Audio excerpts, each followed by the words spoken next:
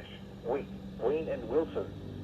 Remember, a severe thunderstorm watch means the conditions are favorable for the development of severe weather, including large hail and damaging winds in and close to the watch area. While severe weather may not be imminent, persons should remain alert for rapidly changing weather conditions and listen for later statements and possible warnings.